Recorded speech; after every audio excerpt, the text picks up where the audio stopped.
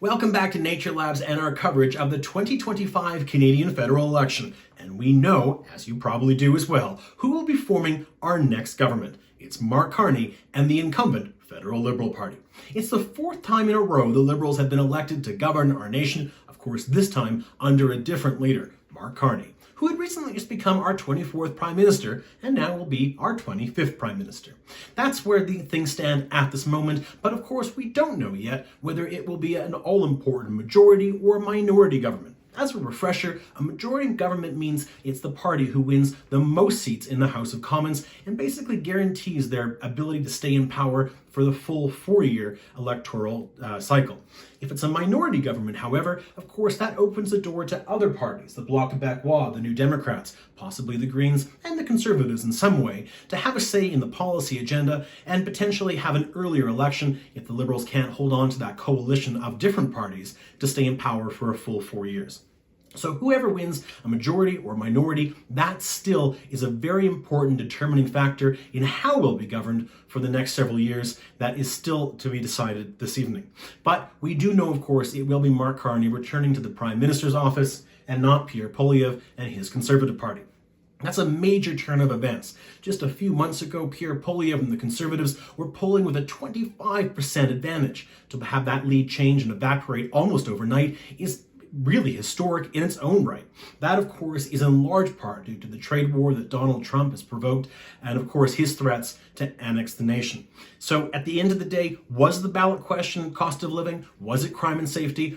Or was it Donald Trump? I think the answer is probably leaning heavily towards Donald Trump, especially when you take into account the popular vote. The Liberals currently are leading the popular vote by a significant margin. And of course, most people who said they were going to vote Liberal were voting because of the trade war and the annexation threats from the South. So it's likely that was the defining ballot question of this election, although certainly cost of living is playing a factor, and probably the reason why the Conservatives are still doing really well. We talked about earlier how the Tories have performed well in Atlantic Canada. Tories, of course, is the nickname the Conservatives have. Grits is the Liberal nickname. But we talked about earlier how the Tories were outperforming the polls in Atlantic Canada. That might be because of what happened on Saturday. That might be because of their get out the vote operation. And it might be because of local issues like fisheries that determine, or resource extraction, that push some voters into their column. And the reality is the Conservative popular vote sitting right now at around 38-39%, that's an extremely high percentage of the Canadian popular vote. In an average election year, the other parties would be doing better than they are tonight, and that probably means the Conservatives are well on their way to a majority victory. But the reason they're not is because these other parties aren't doing so well. The Bloc Québécois popular vote is sitting below 5%. That could definitely change. There's still a lot of votes to be counted. The NDP also doing worse than the polls were suggesting, polling the popular vote coming in below 5% as well. That could all change in the hours to come.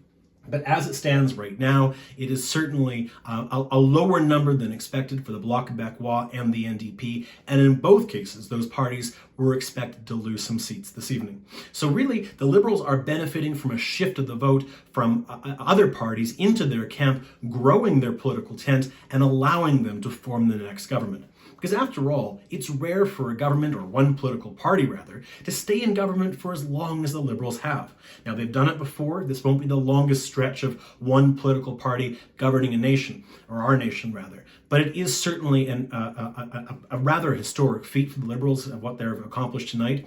But of course, their ability to fully implement their agenda, and we'll get into all that later this evening about what it might mean for the country, for the trade war, for the issues that we're facing, and the issues we're discussing in class. We'll get to that later on tonight. But what's really important to know is that for the Liberals to implement their full vision, it's really going to come down to whether they can secure that all-important majority, or whether it'll be a minority government where they have to rely on the support of the Bloc and the NDP. Early indications, it's pretty early still. So we'll have to wait, and we'll come back and get you more context as the votes continue to be counted.